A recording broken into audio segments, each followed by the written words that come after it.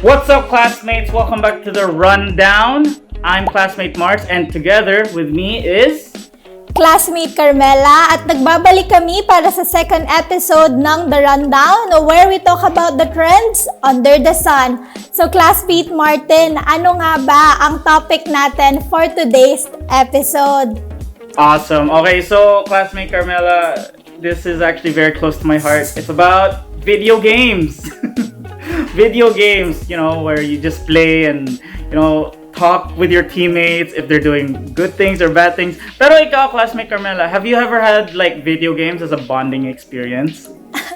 Actually, Klasmeyt Martin, hindi ako naglalaro ng mga video games. Although mga games sa phone, pero yung video games hindi talaga. But I have friends na into it talaga. Kasi it's very relevant nowadays, right, Klasmeyt Martin?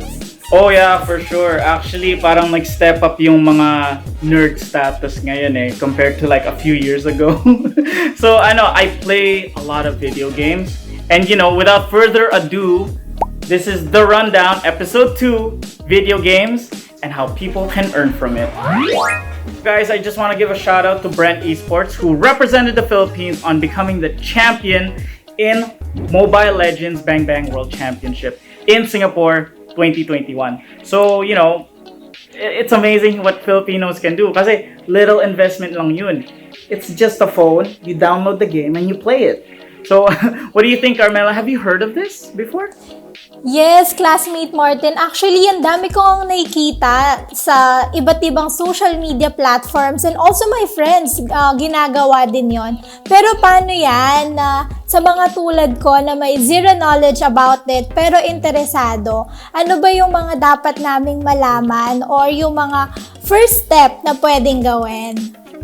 Alright, so Klasmeyt Carmela, if you really want to have a first step, I just want to say that ADU has a place for that. ADU Game, which is an organization that, encourages people to be creative in the video game industry, such as, if you want to compete in local tournaments, you can go for it. If you want to, just hang out with friends there, pwede, kaya yan. But I think, it's a bit too competitive for someone like you. Ako nga, hindi ko nga kaya pag sobrang competitive So, I'm just gonna say that there are some video games that you can play by yourself and you can earn money. Potentially, it becomes a side hustle. Pwede ka palang kumita by just playing the video games. Ano-ano nga ba yung mga side hustle na pwede nating gawin to earn? Alright, so Klasmeyt Carmela, good question, because the number one thing you should try to do is streaming. Just give it a shot. People will watch you play a game. Kasi, one, you download an app, then you download another app to record that app, and then you get, you live stream it to people. Kasi, one thing, from Facebook to YouTube to Twitch, kahit likes, stars, or subscriptions, yung mga tao, yung naglalaro, they can earn money. You can potentially be someone of a celebrity. Nagiging personality ka sa gaming world.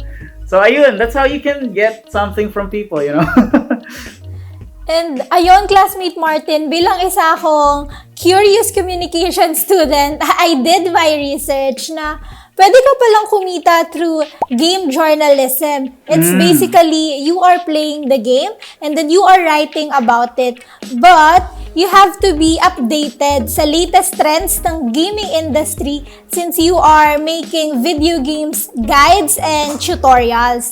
So, tama ba yun, Klasmeyt Martin? Any advice? Tama. Alright, so the number one advice I want to give people is that you pick a genre. FPS, MOBA, or fighting games, they're great.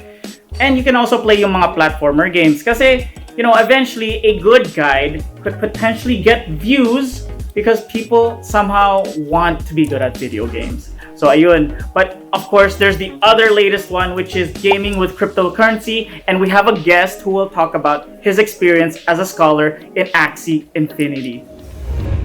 Hi, this is John Eric Perez, Polytechnic University of the Philippines graduate and an Axie Scholar.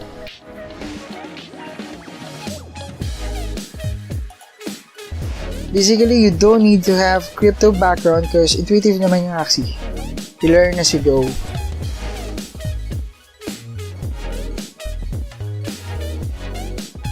Well, for the second question, depends on SLP exchange rate. Can go as low as 6K a month or as high as 50K a month. Thank you, Junjun. That's a very informative. And you know, Klasmeyt Martin, through this episode, I was able to come up with pros that really inspires me to give it a shot. So the first one is, it's pretty fun because you will be able to earn big rewards, as well as, of course, communication student ako. I like communicating with different people and I will be able to connect with them as well. Alright, Klasmeyt Martin? Yeah, of course. And obviously, you can help people get jobs kasi you need social media. Managers, graphic designers to post things, and that's great kasi, you know, if it can become a full-blown career, why not bring people with you? But of course, Klasmeyt Carmela, let's take a chill pill kasi we also need to understand cryptocurrency itself, because, you know, it's time-consuming because it's gonna be like a job na talaga. And there's a learning curve on how to play this video game, obviously, lalo na Axie Infinity. And you know, it's still too early to consider it as a career for everyone to go in. So this has been an episode of The Rundown. I'm Klasmeyt Marts. And I'm Klasmeyt Carmela. And obviously, you guys, if you want to watch more, we're on Facebook and YouTube at Falcon Radio PH. And follow us also on Twitter and Instagram, Falcon Radio PH. At magkita-kita tayong muli sa susunod na episode ng The Rundown dahil dito sa Falcon Radio, Klasmeyt, Ikaw ang bida! Bye!